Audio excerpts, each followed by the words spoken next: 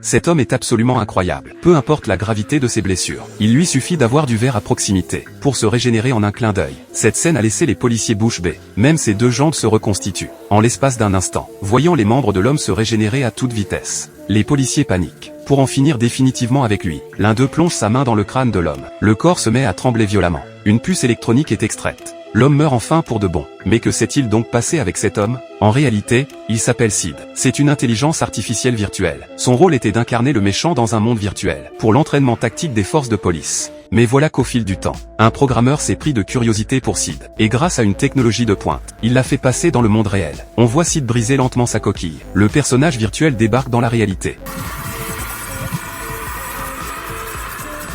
Mais ce qu'on n'avait pas prévu, c'est que sa première action serait d'éliminer le programmeur. Plus personne ne peut désormais le contrôler. Plus fort encore, pour tester ses super pouvoirs, il se coupe un doigt, puis s'approche d'une vitre. Son doigt se régénère instantanément. Sid attaque ensuite un agent de sécurité, vole une arme et s'échappe du laboratoire. La police découvre que Sid possède les personnalités de plus de 200 criminels. Il est donc capable du pire. Pendant ce temps, Sid arrive armé dans un bar. Il prend tout le monde en otage, d'une arrogance sans limite. C'est alors que la police débarque arme au poing et tire plusieurs fois sur Sid. Ayant perdu trop d'énergie, Sid profite de la confusion pour s'enfuir. Mais un jour seulement après, le voilà sans une égratignure, vêtu d'un costume élégant. Il se rend dans une salle de boxe bondée, prêt à frapper encore. Il jette son dévolu sur une jolie femme. Son compagnon, furieux, se jette sur Sid. Mais il ne fait pas le poids. Sid l'expédie par-dessus la balustrade en 2 temps 3 mouvements. La sécurité arrive sur place et le met en joue. Mais contre toute attente, Sid, loin d'avoir peur, pose sa main devant le canon.